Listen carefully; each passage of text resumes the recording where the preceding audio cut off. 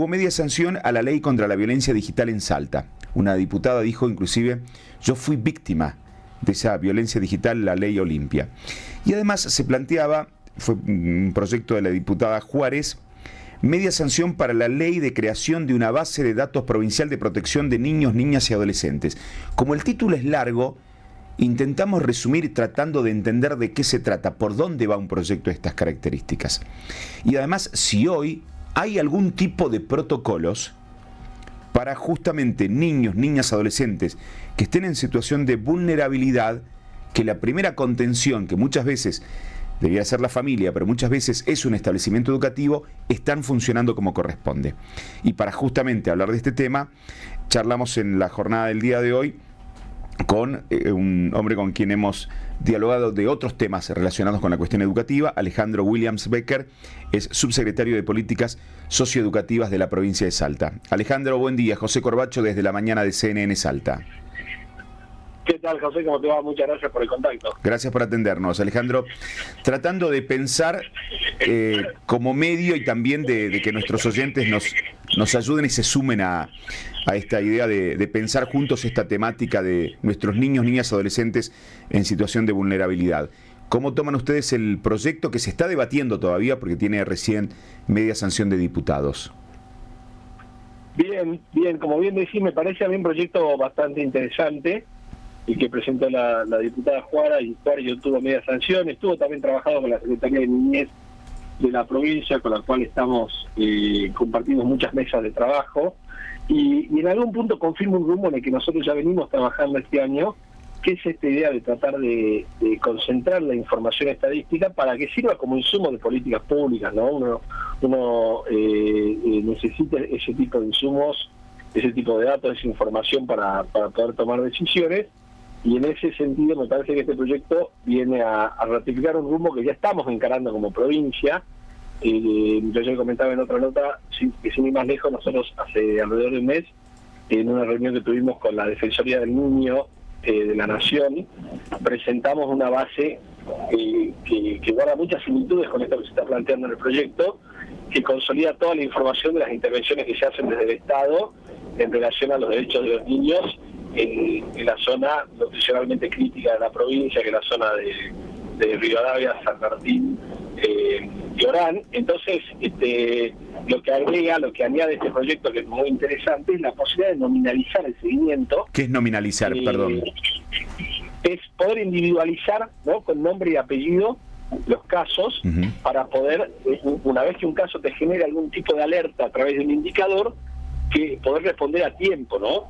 En algún punto nosotros ya lo hacemos, ¿no? El Ministerio de Salud, el Ministerio de Salud Social tiene seguimiento nominalizado de niños y niñas en situación de riesgo, pero esto lo que hace es ampliar el abanico de situaciones a las que se atiende, y la verdad que es algo que por ejemplo, si lo hubiésemos querido encarar el año pasado hubiese sido más difícil, pero este año nosotros ya hemos implementado en materia de educación en la provincia un sistema nominalizado de estadísticas. Fuimos de las primeras provincias del país en implementarlo, y que un poco va en este rumbo. Nosotros estamos trabajando, por ejemplo, sobre la base de ese sistema estadístico, en un sistema de alertas tempranas, ¿no?, que se monta sobre ese sistema, sobre la información que ese sistema nos brinda, y te permite, por ejemplo, recibir una alerta cuando un chico, por ejemplo, empieza a faltar reiteradamente a clase, o cuando su rendimiento académico se le deteriora de una manera muy acentuada, y esas alertas, ¿no?, que te genera el sistema, te permiten a vos intervenir sabiendo quién es el chico, ¿no? Entonces eso es importante, y obviamente también va de la mano de toda una serie de resguardos que hay que tomar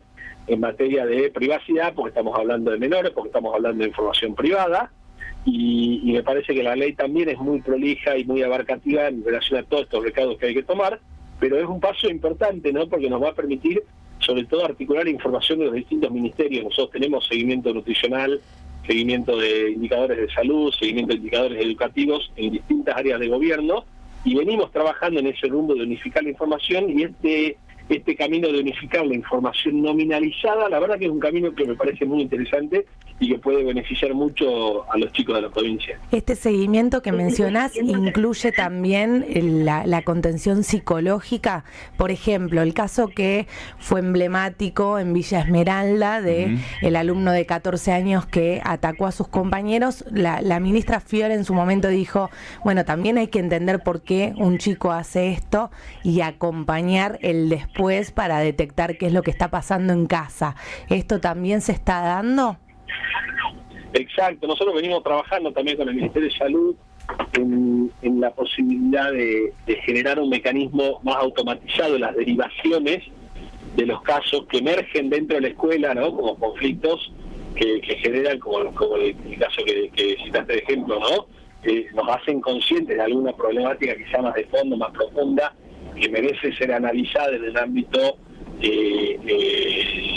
disciplinario adecuado, ¿no? Como puede ser la psicología o alguna disciplina afín. Bueno, estamos trabajando en la posibilidad de generar esas derivaciones con el nivel de prioridad necesario para que se pueda dar respuesta dentro de la complejidad de un contexto, ¿no? Y esto me parece que siempre es importante enfatizarlo, en el cual en la escuela, y creo que lo adelantó también José en la introducción a la nota, en la escuela se convierte en una caja de resonancia de un montón de los conflictos que tenemos a nivel personal, a nivel familiar, a nivel comunitario, y nos puede generar alertas que, atendidas a tiempo, pueden prevenir situaciones todavía más graves. Consulto sobre cuáles son esos indicadores y a criterio de quiénes quedan detectar o evaluar si esos indicadores efectivamente se están cumpliendo y quiénes tendrían acceso a ese registro que se genere. Bien, la cuestión esta última del acceso es muy sensible, ¿no? Y esto se tiene que trabajar con un rigor radical en el cuidado de la información. A menudo nos pasa a veces cuando surge alguna situación concreta en las escuelas que ustedes con buen criterio y vocación periodística y de informar a veces se interesan en los temas y nosotros muchas veces no podemos dar la información y no es porque seamos amarretes, porque queramos estar cubriendo o beneficiando a alguien, sino justamente porque hablamos de información de menores, ¿no?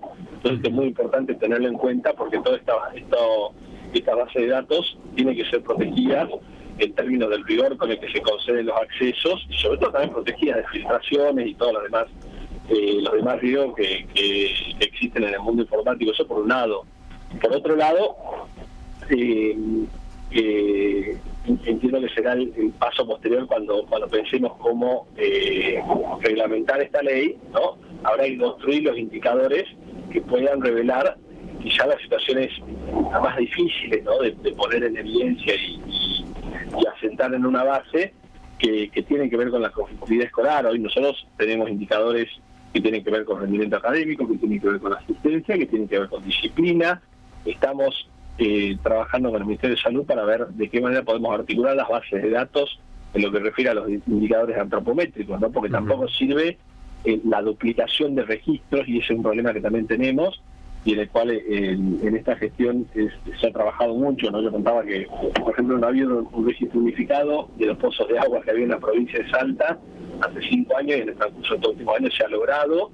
Estamos avanzando en la misma dirección con otro tipo de prestaciones de servicios de la provincia que tenían la información difusa, desperdigada en distintas bases que no permitían tomar con un criterio lo suficientemente riguroso las decisiones de distribución de recursos que había que tomar después.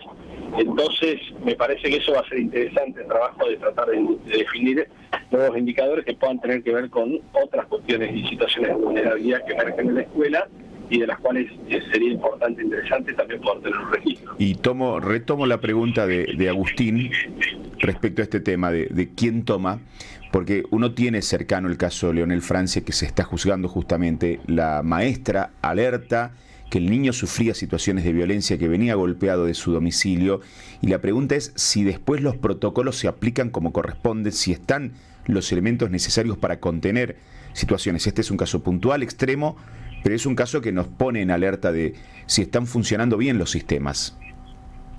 Bien, es una buena pregunta, ¿no? Nosotros, sin más lejos, ayer a la mañana estuvimos capacitando supervisores, venimos trabajando con jornadas periódicas de capacitación a supervisores, a directores y a docentes, porque entendemos que es clave que los protocolos se activen automáticamente cuando se da una situación que demanda una acción específica en un sentido o en otro, y quizás algunas dilaciones o demoras en ese sentido, algunas decisiones que se toman en el sentido equivocado o en un sentido distinto al que indica la normativa, muchas veces terminan poniendo en riesgo a los chicos, poniendo en riesgo a sus compañeros, en algunos casos incluso revictimizando.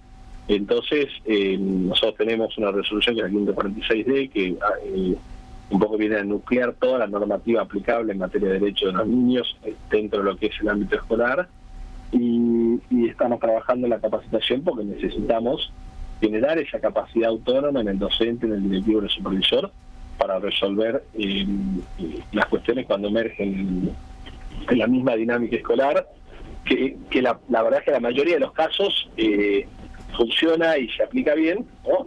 Pero como en el caso que mencionaste, por casos aislados en los cuales el criterio puede haber sido, el criterio de la aplicación puede haber sido un poco mejor, ¿no? Entonces me parece que es importante seguir trabajando en esa dirección de la capacitación, porque hay cuestiones propias de responsabilidad civil dentro del establecimiento educativo, en la cual en primer lugar la responsabilidad está en el docente a cargo, y queremos acompañar al docente para que tenga la seguridad, la confianza para tomar las decisiones, incluso cuando las decisiones sean difíciles, cuando haya presión, como puede surgir en casos de violencia o de abuso a nivel doméstico. Bueno, que tenga la capacidad esa de afirmar, ¿no?, la normativa en la situación concreta, poder activar los protocolos cuando corresponda y asegurar que siempre estén al resguardo de los derechos de los niños. Más allá del departamento crítico que mencionaste al comienzo de la nota, donde ponen mayormente el foco,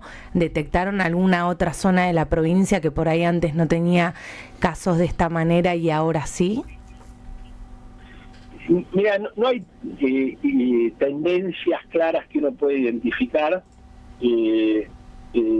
más allá de los conflictos generales que estamos viendo, ¿no? En algún momento quizá en relación a problemáticas como el suicidio, hubo emergentes en municipios específicos que marcaban indicadores más desalentadores que otros, ¿no? Pero tampoco hay que aventurarse a hacer conclusiones apresuradas, sobre todo cuando uno trabaja con un número bajo de casos.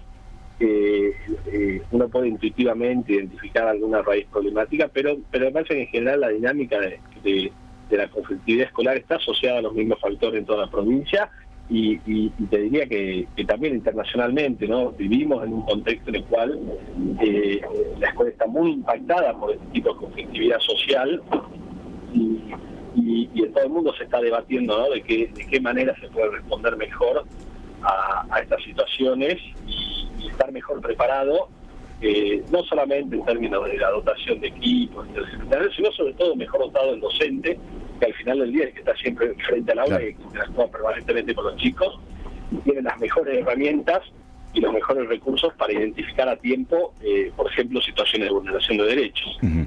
Alejandro, nos parece un tema realmente muy sensible que amerita que los medios nos tomemos el tiempo para charlar cuando aparece un disparador de estas características como un proyecto de ley, que lo pongamos en la mesa para discutirlo y que sirva, por ejemplo, a esta hora, mientras están llevando muchos papás a los chicos al colegio y están escuchando la radio, sirva para que puedan también empezar a debatir estas cuestiones. Gracias por atendernos.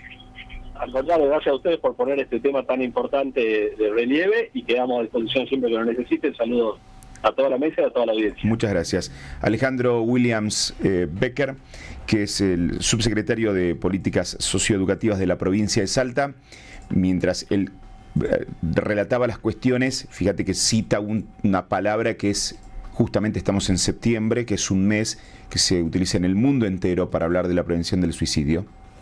Tenemos índices muy altos en la provincia de Salta, y son chicos que quizás uno, por una cuestión generacional, uno habla con otras personas de otras edades y todo lo demás, pero hasta que charlas con algunos pibes y te cuentan de que sus primeros pensamientos quizás fueron esos, hace un tiempo atrás, y no muy lejanos, ¿no? De terminar de una manera lo que parece un problema menor a esta altura, cuando uno va pasando tantas cosas en la vida, te parece un tema menor algunas cosas, pero para los chicos es la vida entera lo que les pasa. Y no tienen con quién hablarlo, no tienen con quién sopesar si eso es tan grave o no, pero para eso es la vida misma lo que están atravesando.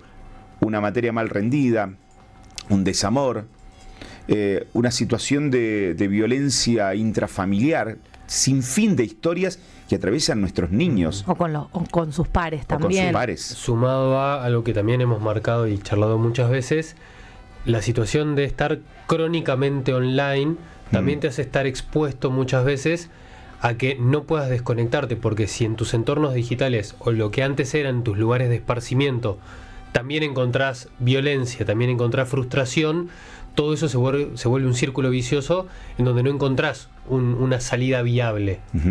Y a veces las salidas son extremas y a veces las salidas son simplistas, pero a la larga con problemas, como los consumos problemáticos. Creo que nosotros como sociedad no nos damos cuenta de lo que está pasando muy cerca nuestro. Si miramos a nuestro alrededor, tenemos que tomar conciencia realmente de en qué situación están nuestros hijos, nuestros niños, nuestros nietos, nuestras personas queridas, y cuando nos demos cuenta realmente del flagelo que están atravesando, deberemos recapacitar para ver si mejoramos un poquitito la sociedad en la que estamos viviendo. 7:59 en la Argentina. Por ahí es un tema pesado para arrancar la mañana, pero es un tema necesario, porque no siempre lo lindo, lo agradable es lo importante. Entonces a veces nos merecemos, también los medios, un rato para sentarnos a pensar juntos, no digo soluciones, porque no las encontraremos en un simple programa de radio, pero sí para sentarnos a debatir y hacernos cargo de la parte que nos corresponde. Es como cuando te ponían matemáticas en la primera hora. ¡Qué bodrio! Un día te toca